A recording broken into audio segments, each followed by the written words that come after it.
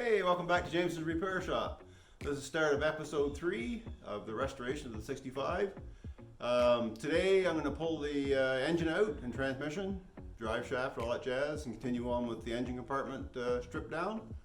So right now I've got the car up on jack stands, and I'm actually, I don't know if you see it, I'm utilizing 2 arms of my lift for extra support. So I don't want to go under any vehicle that's not supported. So that's where I'm at with it.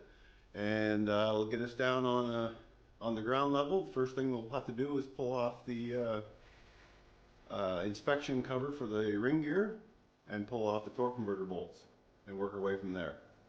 All right, hang in there. I'll get you down into the car, give you a good look. Okay, hopefully you can see I brought down a brush just to clean these up a bit. It's pretty caked up with dirt from years and years. All right, let's get these bolts off. There's 4 that I can see. Probably should have pulled that exhaust off too. But anyway, we'll get this. And I think they're 1/2 inch. I brought a 1/2 inch. That's not it right there. All right.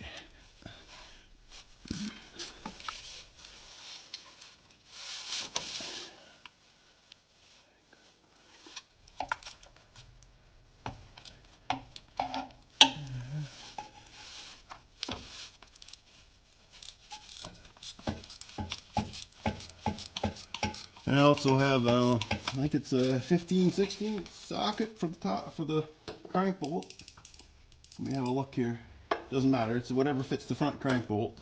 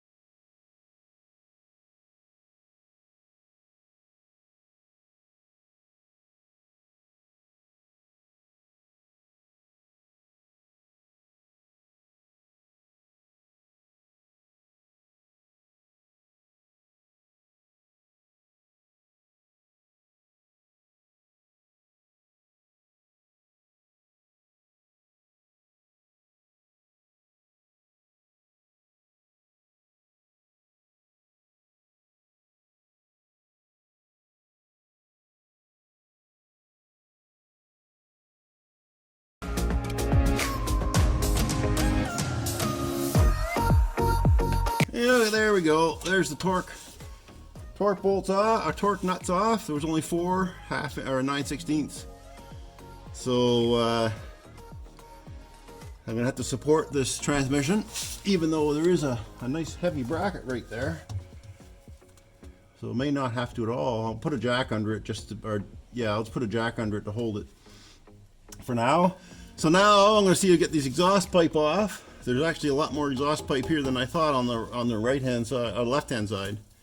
I'll see if I can do anything with the exhaust bolts. I don't think I'll video that. I'll just go ahead and do it.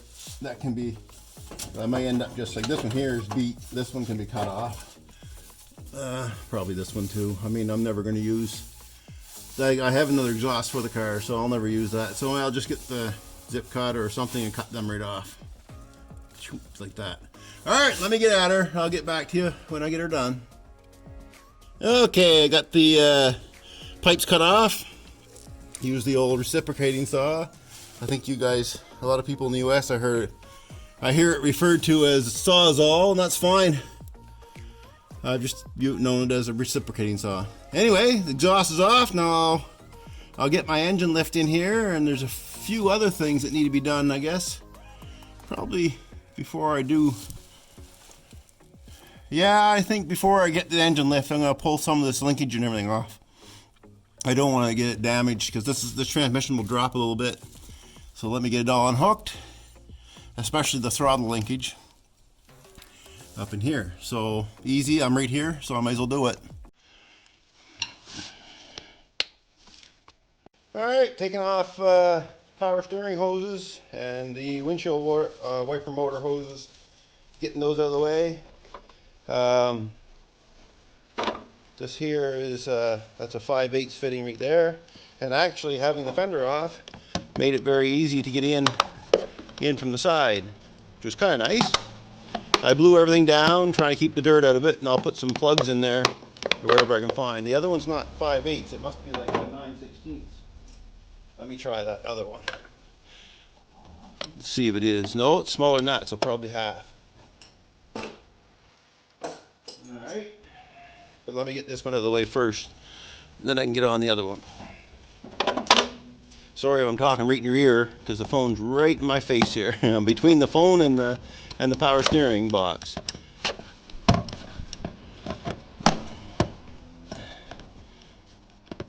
Hard, it's lots of room to work, but the angles are a little off. Anyway, you get the picture. I'll continue on.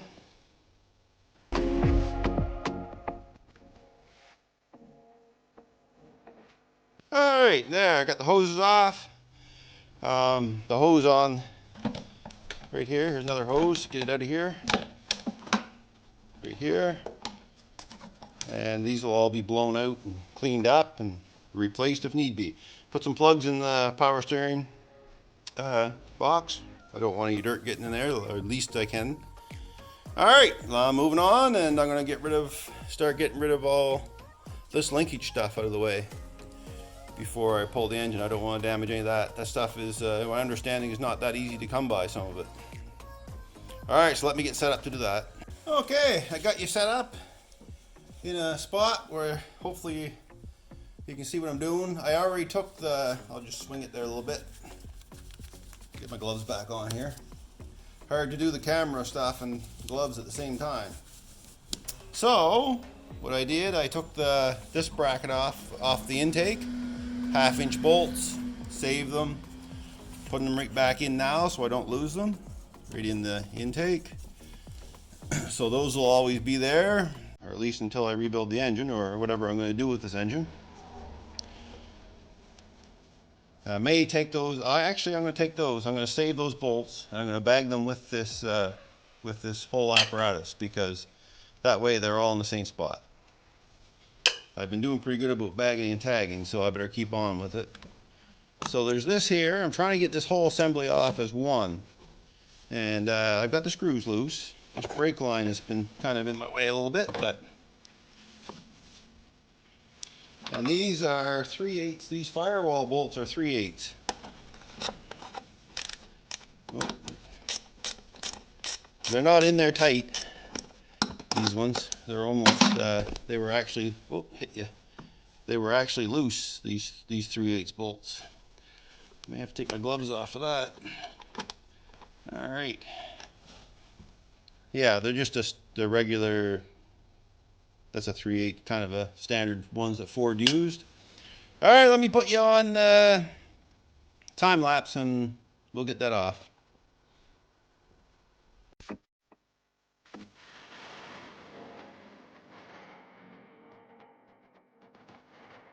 All right, there's that out. I'll grab this this lower bracket and I'll put them all together so I don't lose the stuff with the springs, all the bolts, and all the linkage. I'll keep it all in one place. All right, continuing on. There we go. I got the starter off. I didn't figure it was worth video and just taking a starter off an old Ford. The linkage is all off on the other side, and I have the bell housing bolts to take out. Exhaust is cut. I'm going to pull the carburetor off because I have this lifting plate that I bought quite a long time ago for this type of work. I've never used it. It's supposed to be rated for 1,000 pounds, so I'm going to give it a whirl. I may have to do something with those bolts there. I don't know, on the carburetor bolts. I'll see. I do have the balancing attachment for my lift, but I'd like to try this out. So we'll see how it goes. If any signs of breaking off, well, it'll be too late by then. There'll be no signs. It'll either break or it'll lift. I believe these engines are around 600 pounds, and I think they're a little lighter than a 454 Chevy. And I've seen people use those on the big block Chevys. So we'll see how it goes. I'll get set up and I'll get back to you. Well, got the engine lift in place. I'm gonna clean up a little bit around so I have room to work. I just wanted, I don't know if you can see me or not. You can hear me talking for sure. So I'm going to clean up around a little bit, and then I'll I still have the bell housing bolts to take out. I have to start her off, like I said, and I have to take the bell housing bolts out. I've got the plate on. The reason I don't use the lift for this, for my Mac jack, is because there's not enough room. I don't have enough room in the front of the shop. If I bring the car all the way in to lift it properly, I won't have enough room to move the engine lift and stuff around. Or I could probably do it, but it'd be very tight and awkward. So it's just as easy to do it this way. Not that I wouldn't want to use a lift on it. The lift is been handy, but hey, not everybody has a lift either. So it's kind of more authentic if I'm doing it manually. And that's kind of why I don't use power tools as much either, like air impacts and stuff. It seems more like a shop job when you do that. And there's nothing wrong with that. I'm not criticizing, but I think not everybody has a whole bunch of power tools. So wrenching it, and I don't mind wrenching it. It's a relaxing. I don't do this for a living, so I definitely can understand someone that just doesn't want to wrench. I get that. If you do stuff for a living, that you get tired of it. I don't do it for a living. Here I am, just a sport for me, hobby. So let me get the bell housing bolts out. I've rambled on lots, and I'll get you up there on. And I gotta take this dipstick tube off too. All right, let me get this stuff done. We'll get this engine out.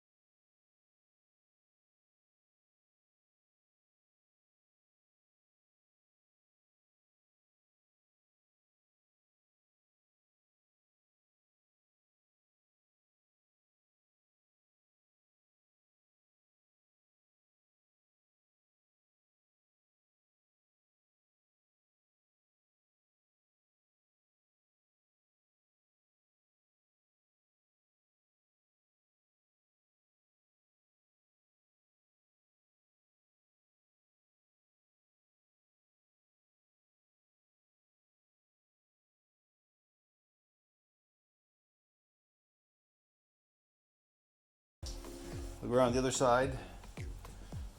I'm not going to do too much with this engine. I'm going to get it set down on things, inspect it over, and see what's going on. Probably pull that flex plate off so I can mount this on something. And I was trying to see if it was silver paint inside there, because that was one of the possible tells of what color this engine was. But anyway, we'll get to that in time. I'll get the flex plate off and I'll see what numbers are on the back of the engine and all that jazz. Okay, there's the flex plate off. There's absolutely no markings on the back of this engine. Don't know if there really should be or not, but there aren't any. There was nothing on the flex plate. Flipping that over on you here. There's a set of code numbers. And there was nothing on the... There was absolutely no paint on that I can see on the flex plate. So, the search for the silver paint, if it even exists, is still on the go. Alright, I'll clean up some of this area here. See if there's any silver paint on the back of this thing. Aluminum paint, sorry. All right. I got a lot of it cleaned up, and it's not what I call aluminum color. It's more of a gold color. And there's never been any sign of blue. This is the casting, and that's the color that this painted. There's the paint again. There's absolutely no sign of blue on this, or black. So I had to assume it wasn't. And there's the date code. So that's 464J. So I think that would be October, but someone can correct me if I'm wrong. I'll check on it. And number 11. So the 11th of October in 64. There now, that looks a lot better in here. I've got the engine up on a roller. Picked that up Princess Auto. I think it was $29. It's good for 1,000 pounds. I certainly wouldn't want to put any more than what's on it, that's for sure. But anyway, it is what it is. So now, I've got the car, I got the old Thunderbird up, and I'm using the arms, and I have jack stands under the arms, and I have jack stands under the back. So this car is, it maybe look kind of odd sitting like this, but she's up solid. It's not going to go anywhere. She's in there. So now, what I'm going to do, I'm going to pull the, I guess you can't really see much there. I'm going to pull the drive shaft out, and then I'm going after the transmission. I have to take, there's a cross member there, both of the 2 bolts on each side that has to come out.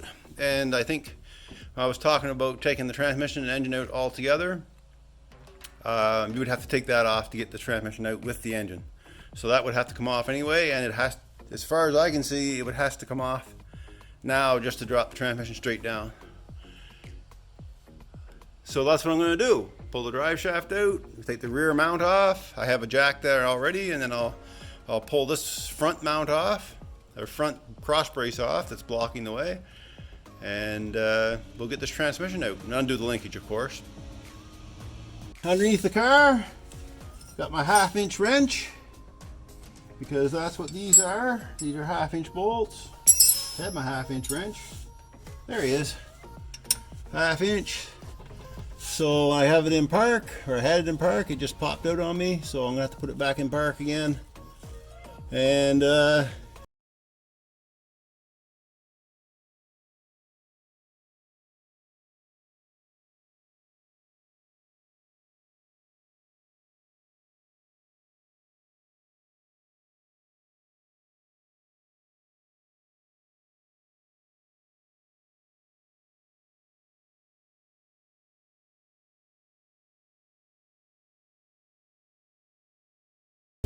okay, that's off. That took far too long.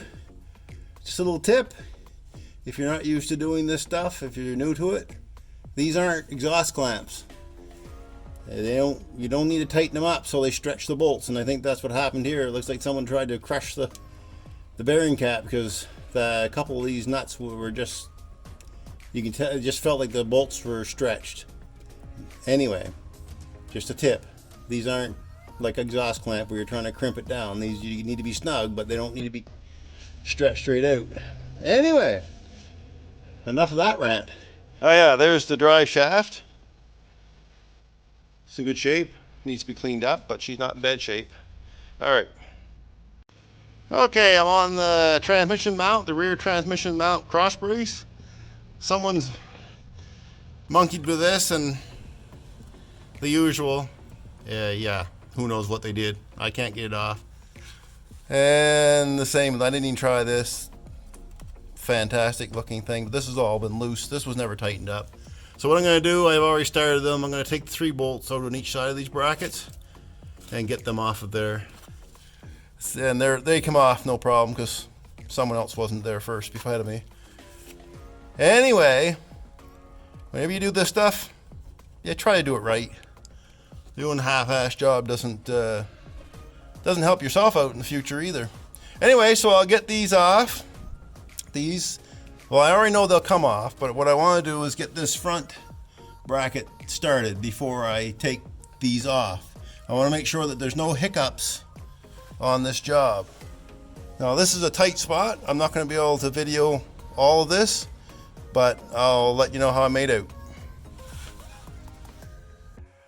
Okay, on the top side, working on this cross brace that goes from one side of the car to the other for the transmission, in the transmission area. 4 bolts, 5/8 head on them.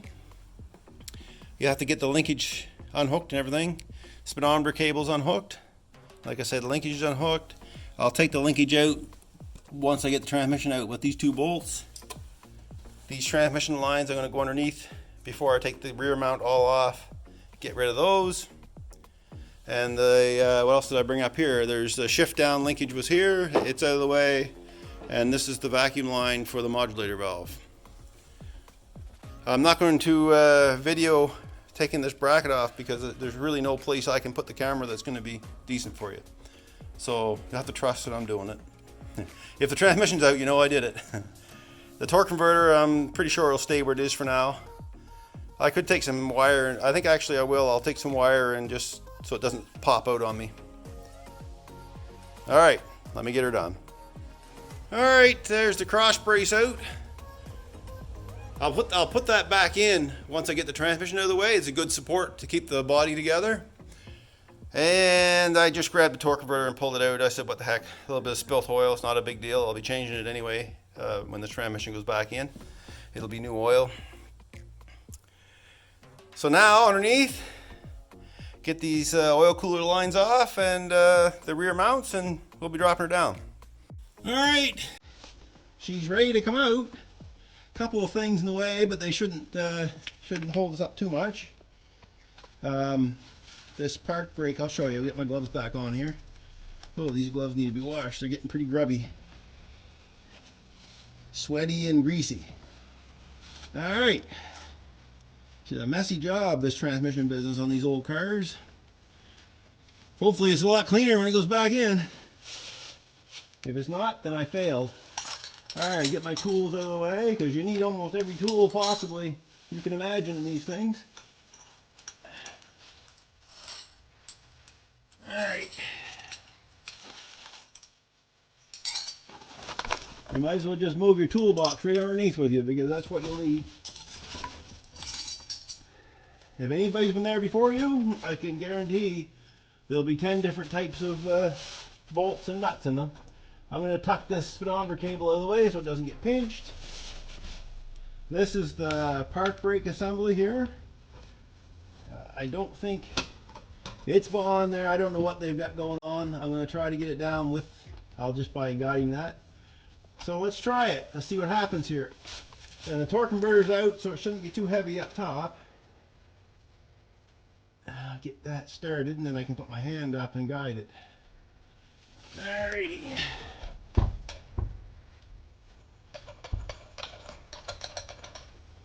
Alright, she's starting to twist, so something's caught on it.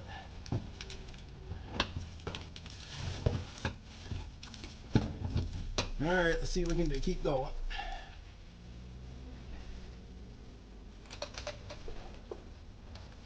Oil coming out, need a plug for that. I'll get that after. There she comes. There. There, just like that. Not that difficult. A little tippy. I'll get her back on the jack here a little bit.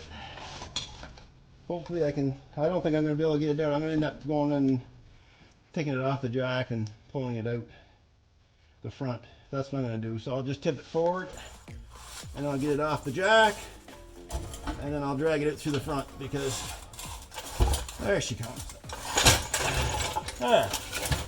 Easy, just like that. And this is the cross member, the mount is there, and this is the park brake assembly. Now John asked me to take some videos of where it goes in the floor and what holds it in. I'll do that here in a second once I get this transmission out of the way and everything cleaned up.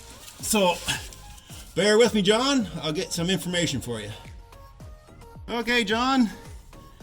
It looks like all it holds this cable in, other than there's a clip on this bracket that I can't really see because I didn't clean it off, but you've already worked on that, I'm pretty sure. All this is a rubber. There's a rubber grommet, and I can just push it right up through. So I'm not sure what's on the top side. I'll go look. There we go, transmission's out. Got a big gaping hole there now. Lots of little miscellaneous things to take off. Some relays over there, like I said, and I have to undo the rag joint for the steering column. And then I have the transmission shift selector brackets to take off. And there's some brake line that has to go. And the wire harness, and then I'll put this torque converter back in, and here's the transmission. Good old Cruise-O-Matic. She cruised right on out onto the floor. Well, that's one good job done. Not much left to the old under the engine hood part, other than clean up. I'm going to put that bracket back in that I took out in time. It's a good support for this car, keep it together. And yeah, looks good. So I'll just continue on. See the heater core, I get that from the inside. And then there will be the shocks and springs and everything, but that's not going to happen right away. I don't have a spring compressor for those. I tried to get one, and I used one, and the guy hasn't responded. So hopefully he'll get back to me, because they're an inside. I'll just go around here and talk about it a little bit. These are an inside. Needed inside compressor, so there has to be a shaft that comes down inside where the shock is, and then it's supported from the inside. After the springs are out, it's not that big of a deal. Well, I say that. It's never as simple as one thinks. Anyway, I'll continue on. Okay, there it is. Transmission, engine, empty engine bay. So I got the wire harnesses left to do. And I have those boots over there to do, those vent drain boots, front of the cowl. There's a couple of relays there with the wire harness. Brake line has to come out, undo the rag joint for the steering, and that shifting link assembly has to come off, and this park brake assembly and the cross brace for the transmission, rear transmission mount. Other than that, that's about all I'll be doing up front here for now. Not sure where we're going to start next. I'll decide.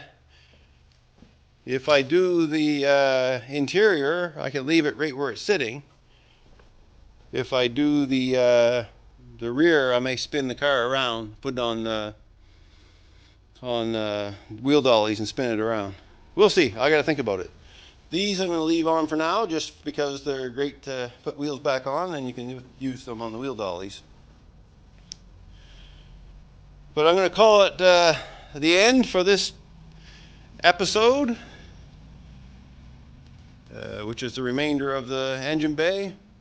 I mean, if you want me to see me take a couple of screws out there, that's fine, but I'll pick that up in the next one if someone needs to see it.